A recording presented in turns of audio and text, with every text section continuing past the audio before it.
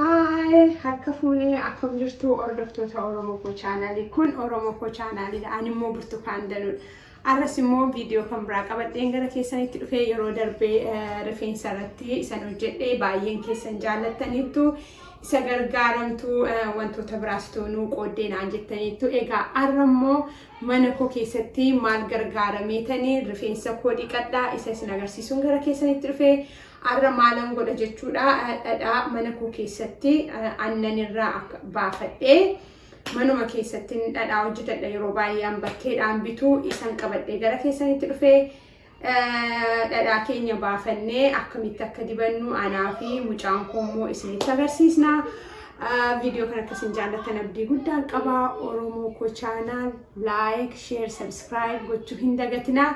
Yeroo ilaaltanii fixan yeroo hundumaayyuu like itti tuun bu'iin hin bayinaa. Like inni isin gootanii hojii koo akkasiin jaallattanii akka hin jabaadhee immoo video biraa qabadhee gara keessan dhufu na taasisaa. Kanaaf yeroo ilaaltanii xumurtanii amma dandeessanitti adaraa keessan like tuun tuqin hin bayinaa.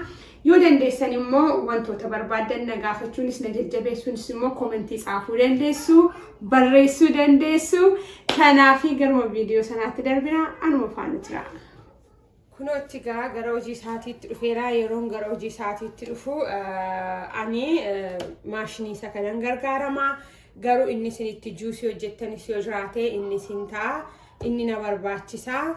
Isa booda heavy wiping cream kan jedhu kana jechaadha.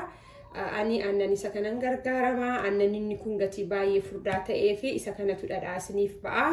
Aannan isa kanan gargaarama. Aannan kana tokkoo fi bishaan burcuqqoo tokkoon fayyadama. Egaa aannanicha banee kanattiin godhadha jechuudha. Amma akkuma isinitti mul'atu kunoo aannanicha akka baay'ina mataa keessaniiti. Anamma kuni mucaa kootiif anaan nu ga'a.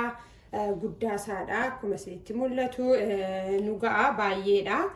Garuu yoo mataan keessan baay'ee ta'ee nama baay'ee taatanii gargaaramtu ta'e immoo itti dabalachuun gaariidha. Lamas yoo gootanii dhadhaan akkasitti ba'uu nyaataaf hin ta'aa jettanii na gaafattaniittu kana dura viidiyoo aannan mataa akkaataatti baafatan hojjedheen ture. In ta'a baay'inaan hojjetattanii jechuudha. Kun bishaan tokko tokkochaadha. Ergan aannan koo akkasitti itti naqee booda nan cufadha jechaadha. Xiqqoo ishee faffaca'uu danda'a. Carqii akkasii tokko yennaa qabaattan gaariidha. Itti akkana gootanii uffisuuf yennaa faffaca'ee bakka jirtan hundumaa faffaca'ee isin jalaa balleessuudha. Akkas gootanii uffifachuu dandeessu. Amma jalqaba irratti baay'ee kan baay'isni.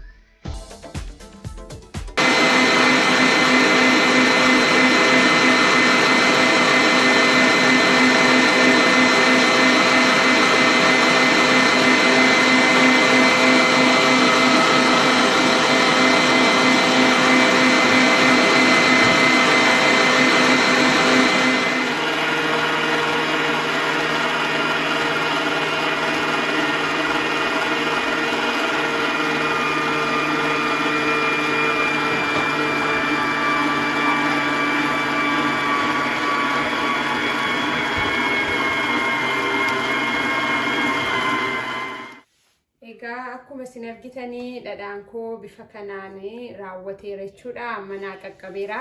Akka jirutti walitti sassaabee kana keessatti isinillee rakkisu baafachuu fi maaliif aluma tokko naa sassaabee argitanii. Waaw! Kun dhadhaan koo as keessa galeera. Baay'ee namatti tola. Dhadhaa bareedaa kunola. Lala Dhadhaan urgooftuu biyyaa fakkaatti.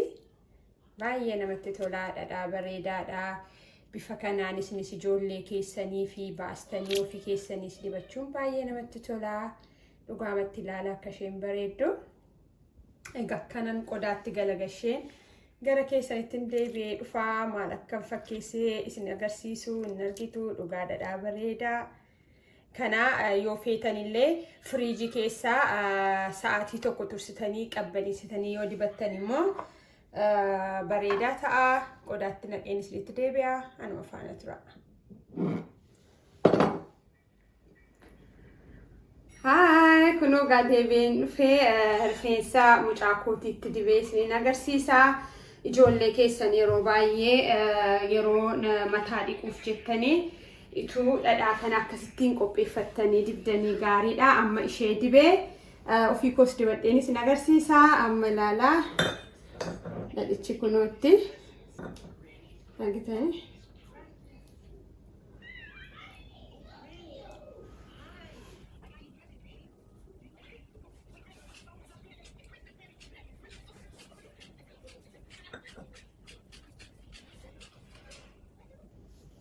Gubbee gara gajjallaa akka xuruutti qaqqabutti akkasittiin gootanii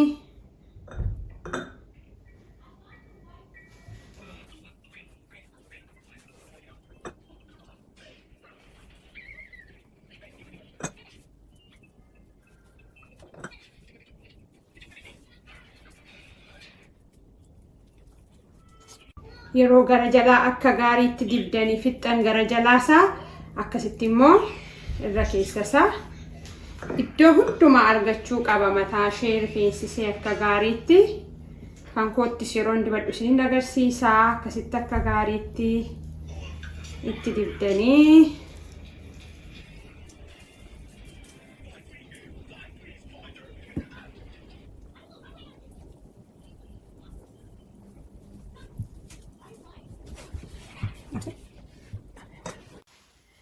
egaa haala kana fakkaatuun mucaa koo dhadhaasee dibee raawwadheera. Ofii koos dibadheera. Laastikii kanuma manaa qabdanii ani kanuman itti godhee laastikii waanuma ta'ee akka istiimii godhee xiqqoo ishee yeroo xinnoosee isin dafqisiisee akka gaariitti akka inni mataa keessan isiniif bareechutti amma isheef akkasan godhee eegan akkas godhee booda maalan godhaa akkuma isin yeroo nu biraa akkuma beekamu nu biraa amma yeroo qorraadha. Kanaaf gadi baatee taphattee bulluxxees intineechuu hin dandeessu. Kanaaf maalan godhaa fi xinnoose hin baay'isu. Kanani isa dhumaarra kaa'ee akka inni baqee fi waliin ga'u jechuudha. Akkasumatti taanaanii isheen ijoolleedha. Akkasumatti mana keessa yeroo teessu baqee akka gaariin ta'utu yeroon isaa nu biraa yeroo aduuti ta'ee bakkee keessa fiiddee baqee fi bareedaa ta'a. Amma garuu otoo hin baay'isin akkasumatti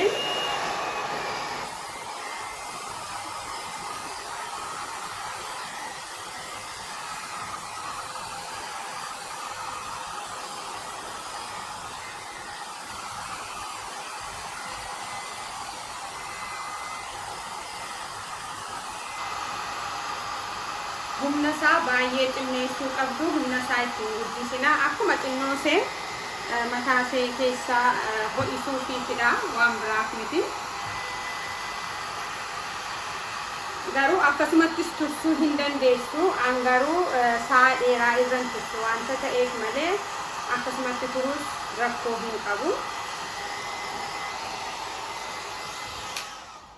Eegan akkas godhee booda kan itti kaa'ee fi daqiiqaa sa'aatii walakkaa akkasitti mana keessa turti jechuudha. Sa'aatii walakkaa booda immoo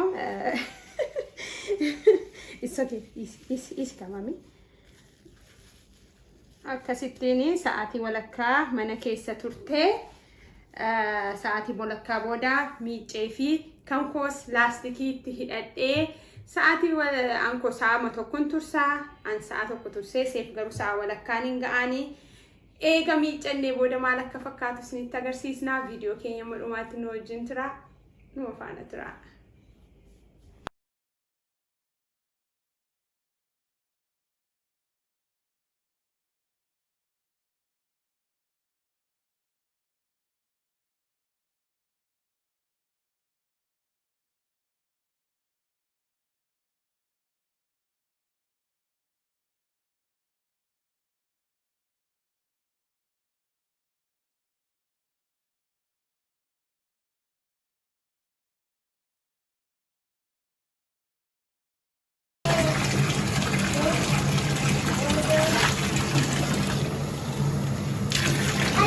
Ano?